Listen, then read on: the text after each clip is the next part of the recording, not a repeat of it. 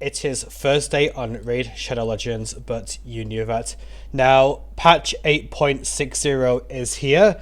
It brings new champions, new blessings, some other changes, and a brand new fusion, which is the Incarnate. But we're not going to go over this in one video, we're going to do parts at a time, and obviously, as the video title says, we're going to be covering the new champions. So, in no real particular order, we'll start off with the new rare, Ingot Twist Staff. He is... well, he's a rare. There's not too much to be said about him. If you really need someone for Faction Wars or Curse City, not to use anyone else, then I suppose he's okay, but apart from that, he's a rare. Next up is going to be, in terms of lower rarities, will be the Epic, who you require 4 copies of to fuse the new Legendary. Now, something about the face of this one is like a bit unkind to me. Like, they took the real-world version of whatever reptile this is supposed to be, and there's other comments, and just put it on a human body. So, books up to 30% chance on each hit, and I feel like comparing this to some like Gembo the Dishonored is pretty easy because both of them do the same thing in terms of only 70% crit rate and then attack everything. Although Slixus doesn't ignore unkillable or have the buff reduction, so yeah. I don't think this is the most exciting champion in the world. You can probably tell just by looking at it. But again, similar to the rare, if you need them for Faction Wars or whatever, then you could probably do worse. Especially given how Lizardman is still not the largest faction in the game. So, next is going to be... we'll just go over straight to a fusion, shall we? Just working upwards. So, the point of this champion is... and again, I'm not going to go into too much detail here because this can be for another time, but she's a team defense champion who is most meant to be used with Arbiter. And while I think this is more for mid-game, because a lot of the Arbiter comps in higher up arena don't really include a defensive champion, since they plan to just go first and try and one-shot our enemy team and hope we don't get hit in turn.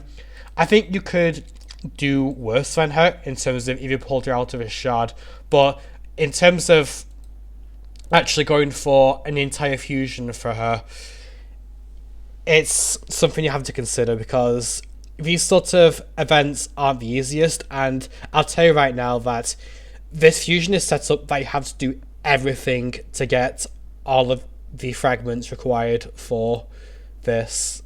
Let's see, is it here? It's here somewhere, right? Yeah, it is. To get this 4 times round. So, yeah. So moving on next is one of the standalone legendaries who was released. Matthias Blackflail, or is it Matthias? Again, answers in the comments. HP, Sacred Order. Stats don't really liken him much to a actual damage dealer. And from my first look at him beforehand, I feel the point is that he's supposed to be a tank for Phantom Shogun 25 because it's blue affinity and he's red. Because of a taunt, he counterattacks, heals himself, and if you have a blessing on him, then he's going to take a bunch of shade stacks off. But apart from that, I don't feel that he's actually that exciting. I don't think this hits that hard from what I can imagine, unless his multipliers really are that high, but in arena there's going to be someone with some kind of buff, whether removable or otherwise, and he's often not going to get this. And this is on 1 turn longer cooldown than it should be, so overall I don't think he's that exciting.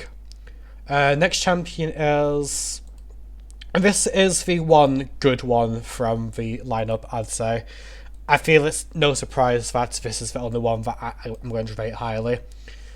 Now, the issue with Ogren Tribes is they're a pretty undercooked faction even now. A lot of their stuff is not of the highest power level, because they've always been like a black sheep of raid. Ever since Skinwalkers went from ugly moose people to just beast folk, where Plarium could get a lot more creative with in terms of the designs. So they have recognised that Ogren Tribe is not very good, and they've made him more or less a standalone legendary, who is not too reliant on these faction unity bonuses to function. Now, these are decent, some of them, but they are not massively necessary for this champion to function, especially when it is designed mostly as a PvE champion to just put a bunch of fixed damage debuffs on the enemy team and then detonate them by himself, whether ones he places or other champions, because this does not have to be by Ogren Tribes or by himself. This can be anyone at all, and you only need one for this. This is not that important if you're just using HP burn, poison, detonation strategies, and this is, you can do that this for most areas of the game. It's fine for Iron Twins or something like Gryphian, who both self-cleanse, but apart from that, and even then it's having 3 Ogrins in general. So this guy, you have him with someone like Graza if you have otherwise Yugo's a very big. Even like Grush if you just need to kind of healer for your team. Even Urgrim, because both do poisons and it adds up quickly. And yeah, I would say this is the good one. He'll be in Prism Shards at some point, another summon boost. You'll have a few chances to get him. If you get him, great. If not, then it is what it is. I wouldn't say he's a complete game breaker, but he is pretty good. So next is back to Sylvan Watchers and Yncensa Grill Bearer. Now, I am so glad they added this champion to the game, because Sylvan Watchers was really lacking in support champions. You can tell this faction is not doing well in this regard. So again, this is a PvE champion, just like the Ogre and Tribes faction unity a legendary. This is better than Mighty Yuko, 70%, 75% with Sniper Mastery. Also a free ally attack for whatever carry you have in your Hydra team. Void Affinity as well. This is, well, I figured that when they showed a blessing that sort of counters Poison Cloud, I wouldn't really say it's a counter if you're actively choosing between Polymorph and Poison Cloud for Arena, but you do you. And keeps one target alive, just one, right? It's not your entire team. If it was your entire team, that'd be quite a bit different. And then this is functionally Venus A3. Although, if you are just looking for someone who places Lee's buffs, then this won't matter much in Hydra, and Lydia the Death Siren does this better. And then this is honestly not much of a passive in most PvE areas. Most bosses are immune to turn meter reduction, or don't place bosses themselves in general. And you're going to have her with enough accuracy in general, so this is a bit mismatching compared to the rest of her kit, but I have seen how she can fit in with lots of existing Hydra compositions, and I would say she's pretty good, but I wouldn't say she's a complete game changer again. If you get her, then there's much worse for legendaries you can get in the game.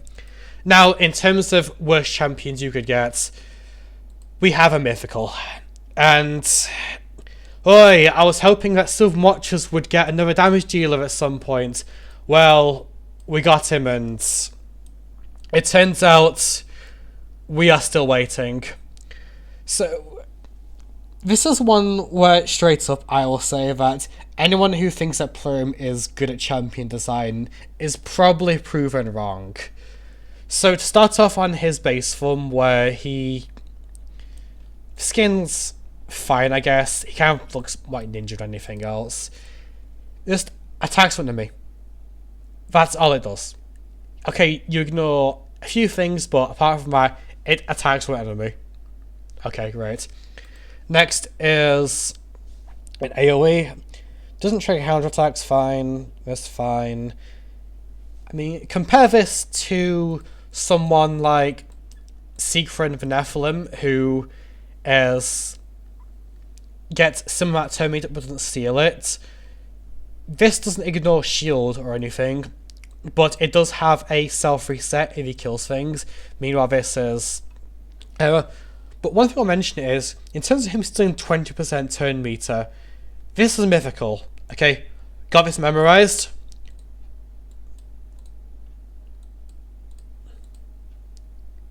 Yeah. I get that he's our man, he's funny 5th anniversary man, and gets the better than everyone else in the game, but come on now. One's a mythical, one's legendary. And then we have this. Now this skill confuses me, not because it's hard to understand, but I'm trying to work out ways supposed to use this and this champion in general. So first off, it does double damage to bosses. That's great. This is not a boss killing champion. Nothing in this kit has any max HP scaling at all. This stat destruction doesn't work against bosses, so this effect also doesn't work. And this permadeath, again, means next to nothing against bosses, unless using him against Frostbiter for some reason. Which, again, this is not a Frostbiter champion. But if you are using this as attacks or enemy permadeath, then this ignores no mitigation. It's just a single hit, and it's very easily countered. And as a arena champion, he has no true self-defense. This damage amp is fine, but if he's your sole damage dealer, this only works when they're already more or less dead to begin with. And okay, stops him dying, switches alternate form, but this outright doesn't say that he heals himself upon going to his alt form, so let's go to it, shall we? He turns into Raven. Great big Raven. Actually, he's a crow. Yeah, he's a crow. What am I saying? So, if we look at his passive straight away, this doesn't heal him upon turning into this form. So, he's going to be on 1 HP. And then we look at his skills. So, he self-cleanses, heals himself if he has debuffs on him. If he doesn't, then he doesn't get anything. And then heals counterattack and block damage, which is fine. 4-turn cooldown. I feel this outright is missing taunt or perfect veil on your other allies to force them to hit him, because otherwise you just ignore him. And looking at the rest of this, you can tell by the icon that this is a provoke skill. Provoke skills always have balls. Okay, a provoke on a 3-turn cooldown. That's all it does. Unless he's low, then it's a stun. But again, stun on a 3-turn cooldown. Got it memorized. Let's go back to him. Stun on a 3-turn cooldown. Basically, extra turn off it. Yeah, it just goes to show how overtuned Armand's is, but Armand is never getting nerfed because he just isn't, and deal with it. So, bit of HP, and then he has just this, which is obviously not the most exciting A1 in the world.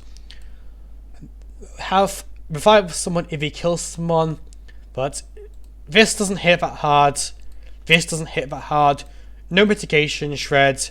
You'd have to build him entirely as a HP nuker. Meanwhile, in his base form, he wants attack, so that's some stats being taken off him. And I genuinely don't understand why he's supposed to use this champion in the game at all. He's not an arena champion. He's not designed for Hydra or overall PvE in general. He doesn't seem like a great counter pick in live arena, and I don't know.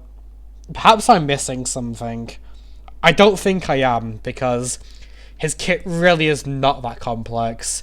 And I feel this is more just, you get him, he's just about Primal Shard. You haven't got Star Sage. Unlucky. Keep opening. Anyway, that's all of the champions for now. I'm going to cover Blessings or something else tomorrow. Anyway, see ya.